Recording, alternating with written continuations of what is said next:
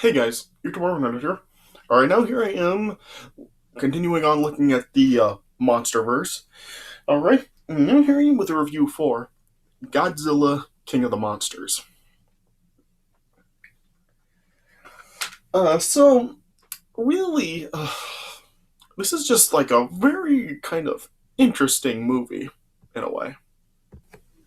Yeah, because on the one hand, this film, it does seem to be overall like an improvement over the first film, because, yeah, like I said in my review for the first film, it's just that there seemed to be just like a really big lack of Godzilla in the movie. And really most of it was just like all these like characters like just like talking.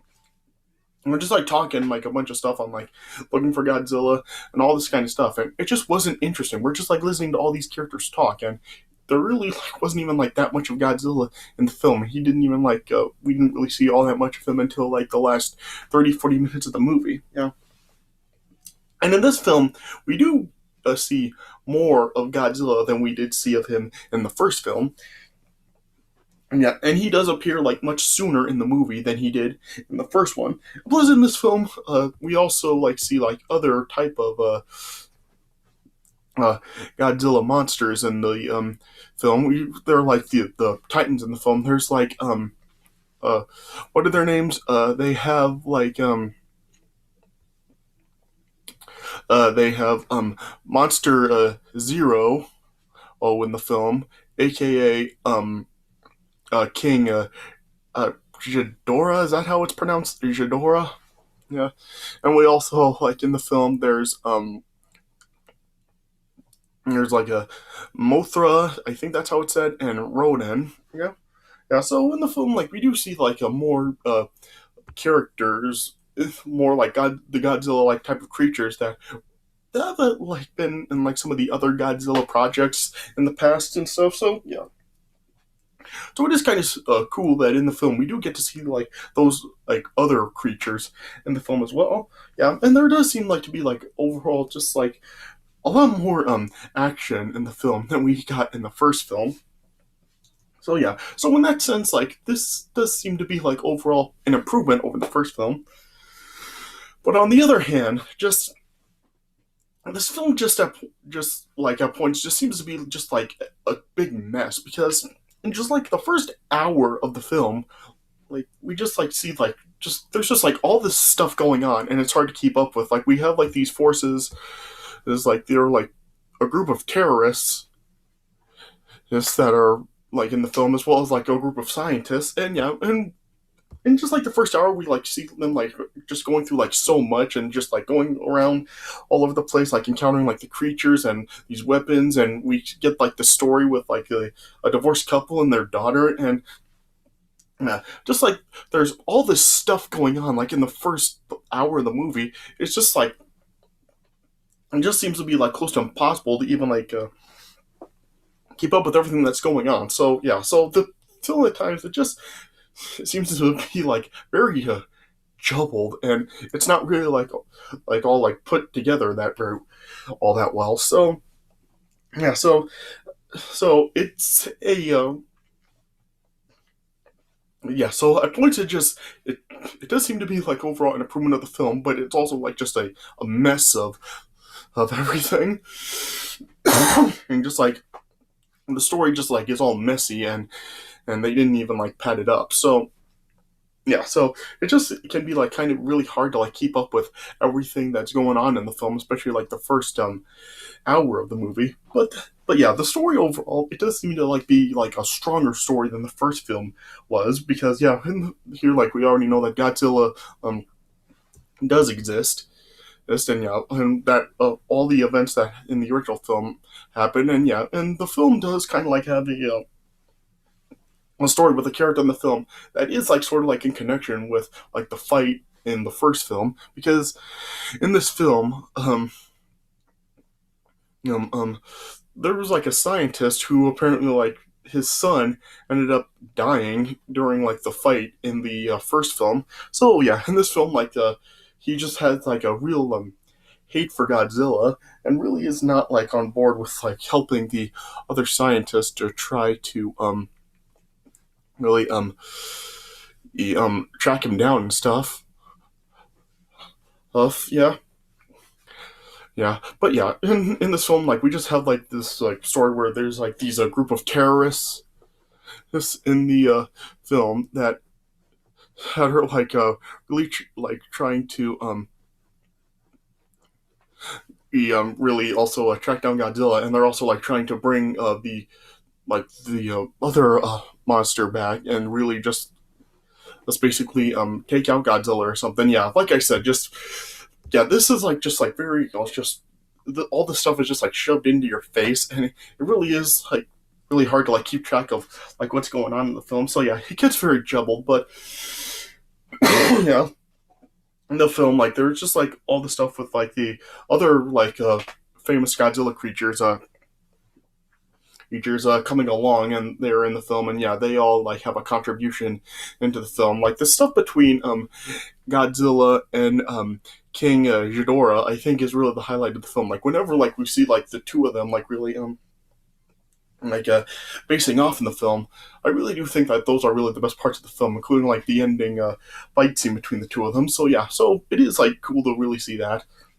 And like I said, the film like it seems to be like a an overall an improvement over the first film because yeah, there's much more Godzilla. He like appears here is like much earlier in the film, and just yeah, and the story just well, it's not great. It is like a more interesting than it is in the first film. And here, like, it's not just like with everybody talking, and it just is gets really boring and not interesting to see. Like here, at least, like with the stuff going on with like the two opposing forces in the film, it is still like overall a stuff that will at least keep you invested into the story of the movie. So overall, I can't really say that this is really like a great film or anything, or even like a very good film. I just think like it is solid overall. Like it, I did enjoy it better than the first film, but it's still just yeah, it's not really something that I think I'm really gonna be watching like all the time.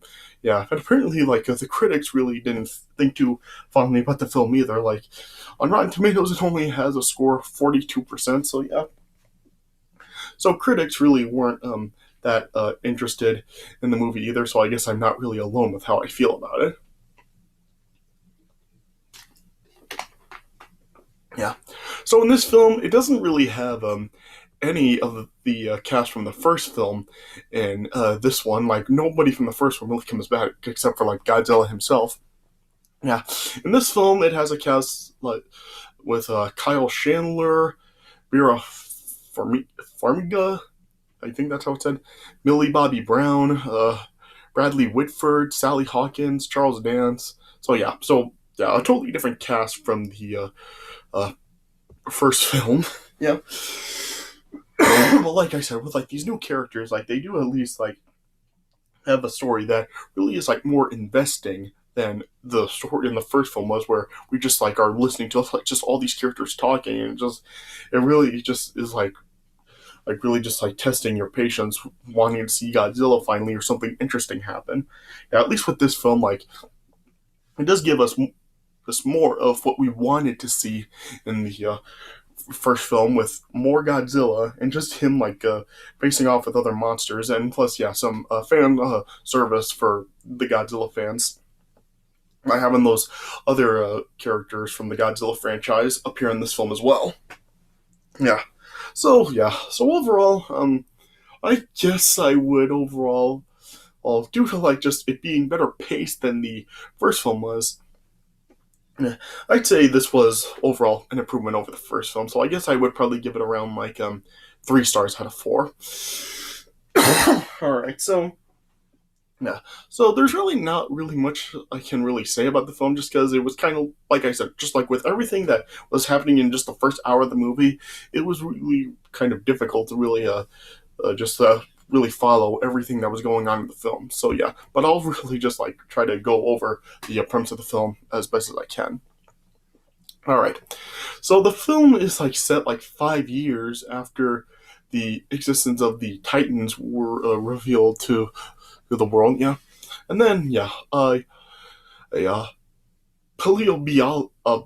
paleobiologist is working in like the Titan study organization Monarch, Dr. Emma Russell, and her daughter Madison are witnessing the birth of a larva that's known as Mothra. So yeah, this was the birth of Mothra. I think that's how it's said.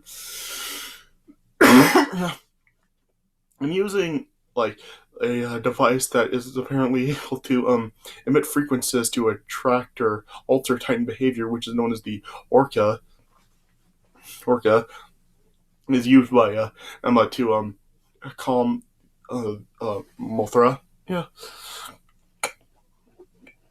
but then yeah, then the base is then like attacked by a group of eco terrorists that are led by Colonel Alan Jonah, who was like a former British Army colonel. Yeah, and then yeah, Emma and Madison ended up being abducted, and Mothra ended up just fleeing and just ended up pupating under a nearby waterfall. Yeah, but then two other scientists from Monarch, Dr. Ishiro Shirazawa and Dr. Vivian Graham, then were able to find um, Madison's father and Emma's ex-husband, Dr. Mark Russell, to help track them down. But yeah, of course, like I said, Mark is the scientist who's yeah, the son ended up dying during the events of the fight in the first movie, but yeah, he eventually did agree to help track them down and find them. Yeah, and then yeah, the Monarch then ended up like following Godzilla down to Antarctica, where Jonah was trying. Then and it was revealed that he had a plan to like free the three-headed Titan that was like a code named Monster Zero. Yeah, but then Emma then ended up awakening Monster Zero and then started to battle Godzilla. But yeah, then yeah, Doctor Graham ended up being devoured, and yeah, Monster Zero then ended up escaping from the scene. Yeah, and then yeah, then it was eventually revealed that Emma was actually like uh, working with the terrorists on their project. Right, and then yeah, then after she contacted I did Monarch from one of their bunkers in Boston. She then was like just telling the scientist and Mark that the Titans have to be awakened to heal the Earth uh, from the damages that humans have caused, as it's said, which is of course like referring to the really just the impact on the environment from humans. So yeah, just yeah, saying just like basically like how humans have really changed the world and are really bringing it down. Yeah, and then yeah, then later on, like once like Emma and like the terrorist group who arrived in Mexico, they then awakened Rodan, and then yeah, then they were the Monarch then like was trying to lure Rodan toward Monster Zero, but then yeah, once Rodan ended up being defeated by Monster Zero, then Godzilla then and interceded and just ambushed Monster Zero, and then yeah, he then ended up severing uh, Monster Zero's left head, and then yeah, then but then yeah, as like Godzilla and Monster Zero were fighting, then the U.S. Navy then ended up launching a prototype weapon known as the Oxygen Destroyer, and then yeah, then Godzilla seemed to be like a killed there, but Monster Zero wasn't affected, and then it showed like Monster Zero's head just regrowing. So yeah, so it is kind of like similar to the Hydro monster from Hercules. Because yeah, you know how like whenever Hercules sliced one of the Hydra's head, it like grew back with more heads. Yeah, though here like with the with Monster Zero, like when it said grew back, like it wasn't like multiple heads growing back; it was just that one head. So yeah, so it wasn't like a totally like carbon copy of the Hydra monster from Hercules. Yeah, and then yeah, all the other dormant titans around the world were then awakened as well. Well, yeah, and then with everything that happened, Madison just was really upset with her mother for joining in on these terrorists and what she's caused, and as a result, Madison just wanted nothing to do with her mother and just disowned her. Yeah, and then eventually, then it was discovered that Monster Zero was actually uh, the prehistoric alien seeking to terraform Earth, who was known as a King Ghidorah. Again, I think I'm saying that right. I apologize if I'm pronouncing that wrong. Yeah. Then eventually Mothra then emerged from her cocoon, and then and went and off to the Monarch's Bermuda base to try to communicate with Godzilla. Yeah, then eventually the Monarch team was able to find Godzilla's lair, which was apparently like highly radioactive.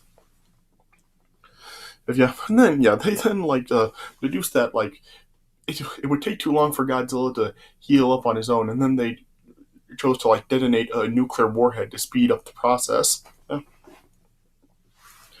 Yes, yeah, and then Sarazawa then, like, in order to activate it, like, he just, like, sacrificed himself and manually detonated the warhead and ended up reviving Godzilla and even, like, increased his power. Yeah. And then eventually just, Emma then, like, realized just, it's like, uh, uh, Shidora and the rest of the Titans are going to actually bring the world to much worse than anything that humans could bring to it. And then she tried to like ask Jonah to uh, stop, but yeah, Jonah wasn't having any of it. And Madison apparently overheard like what Jonah was saying. And yeah, she overheard the conversation, and then she ended up stealing the orca, and then just bailed from the maze. And then she eventually arrived at Fenway Park, and then as she was like trying to let out of set up a frequency to calm the Titans, it ended up actually attracting all of them to her location. And then once Ghidorah arrived and tried to destroy the Orca, Godzilla then arrived with uh,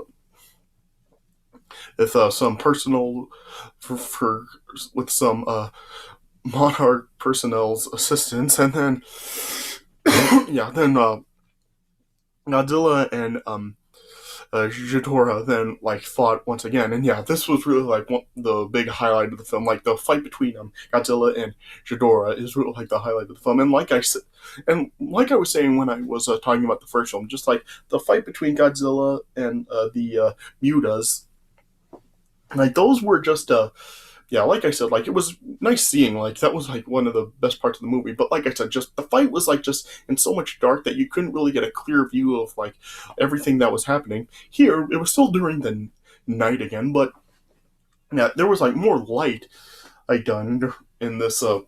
Yeah, there was more light put into like this fight, and yeah, you could like actually get a clear view of all the action that was going on. So yeah, that's another improvement that this film did make over the first one. So yeah, and then eventually as a Mark and his team were able to rescue Madison, and as they were attempting to escape the city after realizing that Godzilla's radiation levels was increasing could actually lead to a thermonuclear explosion. Yeah, yeah, then Mothra then arrived to help Godzilla, but then Rodan intercepted her, and then yeah, the two of them got in a fight, and then Mothra then eventually defeated Ronan, but she ended up being injured in the fight. Yeah. Yeah, and then as Godzilla was starting to get overpowered by Ghidorah, as Ghidorah was about to kill Godzilla, and as it looked like Godzilla was finished, Mothra then transferred her energy to Godzilla and sacrificed herself, while allowing Godzilla to live through it. Yeah, and then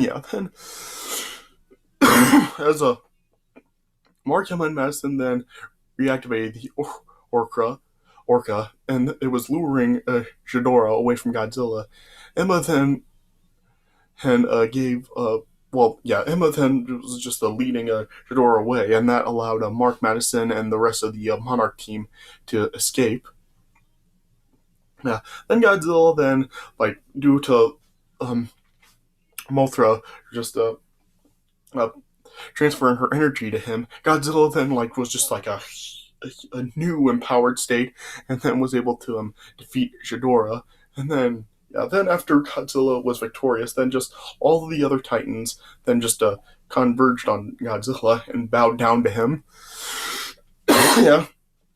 Yeah, so this really did label Godzilla now as king of the monsters, and then that's how the film cut to credits. Yeah, but during the credits, as the credits were rolling, it was showing news clippings and